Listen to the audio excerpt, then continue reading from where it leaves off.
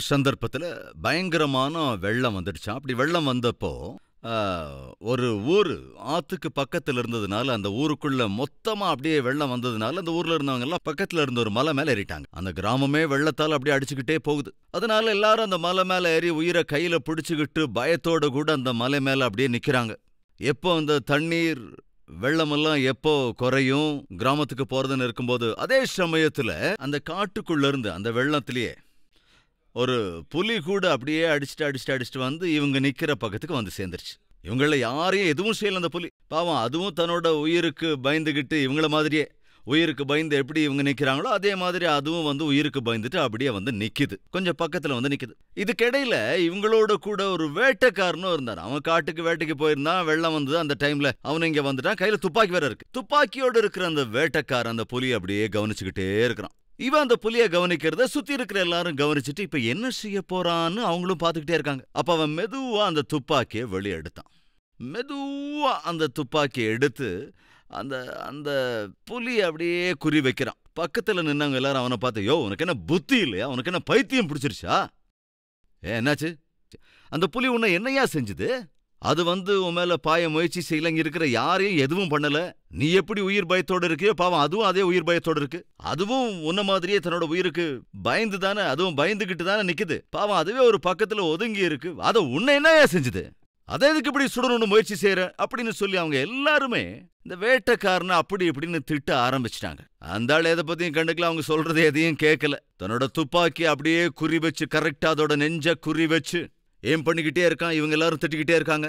ஒருவேளை நீங்களும் அந்த கூட்டத்துல இருந்தா என்ன செஞ்சிருப்பீங்க? அவனுக்கு ஒத்து போவீங்களா இல்ல அவனை திட்டிருப்பீங்களா? எல்லாரோட சேர்ந்து நீங்களும் அவனை திட்டிருப்பீங்களா இல்ல ஒத்து போயிருப்பீங்களா? எல்லாரும் திட்டுறாங்க, பாவம் அது நம்மள ஒன்னும் பண்ணல, அதால நமக்கு எந்த தீங்கும் இல்ல, அப்படி சொல்லிக்கிட்டு இருக்கும் போதே சுட்டுட்டான், செத்த போயிடுச்சு. ஆட பாவி மனுஷன், திடீர்னு இப்படி அந்த புலியை சுட்டுட்டியா, அது ஒண்ணு என்னையா செஞ்சது? அப்ப இந்த வேட்டைக்காரன் சொன்னா, அது என்ன ஒன்னும் பண்ணல. அப்ப ஒன்னும் பண்ணாதப்போ ஏன் அநியாயமா அதை கொன்ன?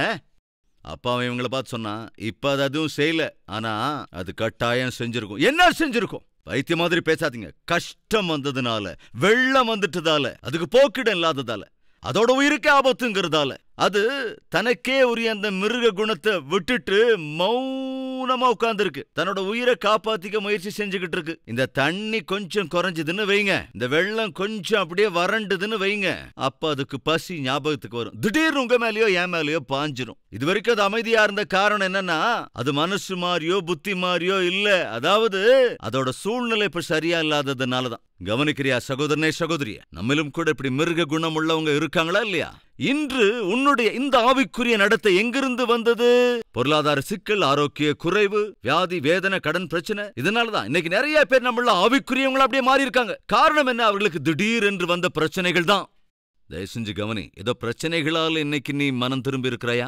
சில சமயங்கள தேவன் பிரச்சனைகளை, அபாயங்களை, ஆபத்துக்களை, தடைகளை, ஆரோக்கிய குறைவை, கஷ்டங்களை, இவைகள் எல்லாவற்றையும் தேவன் உபயோகப்படுத்துவார். எதற்காகவென்றால் உன்னை நல்வழிப்படுத்துவதற்கு. இவைகளெல்லாம் சேர்ந்து ஒன்றாக உன்னை துரத்துகிற போது, துரத்தப்படுகிற போது, நீ தேவனிடத்திலே வருகிற போது, தேவன் உனக்கு கருணை காட்டுகிற போது மறுபடியும் திரும்பி போக முயற்சி பண்ணாத, மறுபடியும் பின்னிட்டு போக முயற்சி செய்யாத. பேதுரு தண்ணீரின் மீது நடந்த போது அவன் என்ன செய்தான் தெரியுமா?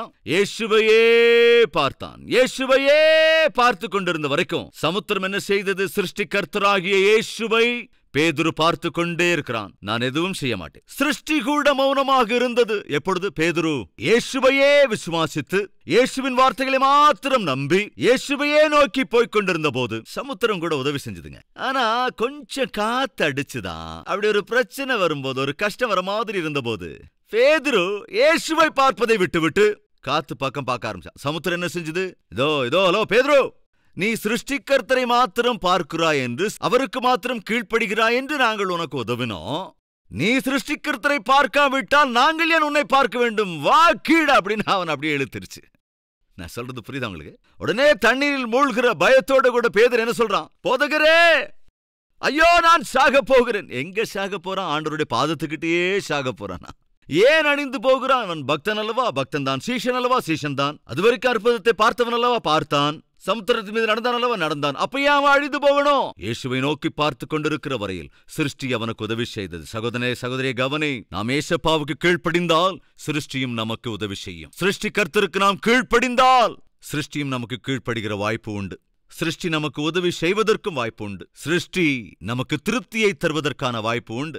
தேவன் என்ன சொன்னார்? நீங்கள் என் வார்த்தைக்கு செவி சாய்க்காமல் எதிர்த்து நின்றால் வானத்தை வெண்கலமாய் மாற்றிவிடுவேன், பூமியை இரும்பாக மாற்றிவிடுவேன், எந்த பயிரும் விளையாதபடி செய்து விடுவேன், பஞ்சத்தை வருவிப்பேன், மழையை நிறுத்தி விடுவேன். அப்படின்னு என்ன அர்த்தங்க? சிருஷ்டி கர்த்தரின் வார்த்தையை மனிதன் கேட்காவிட்டால் சிருஷ்டி உனக்கு ஒத்துழைப்பதை நிறுத்திவிடும். அதுதான் தேவன் சொல்கிற வார்த்தை.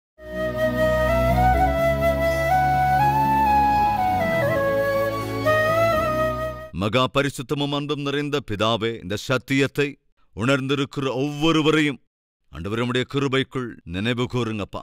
வரப்போகிற ஆபத்துக்களிலிருந்து, வரப்போகின்ற அபாயங்களிலிருந்து, வரப்போகின்ற அழிவுகளிலிருந்து ஆண்டவரே எங்களுக்கு இறங்கி மன்னித்து இந்த அழிவிலிருந்து விடுவித்து மீட்டு உம்முடைய பிள்ளைகளாய் இந்த உலகத்திலே வாழ்கிற கிருபையை தயவை எங்களுக்கு அருளிச் செய்யும் ஆண்டவரே.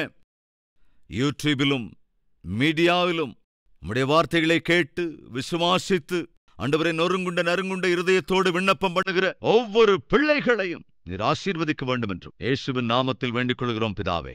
ஆமென்.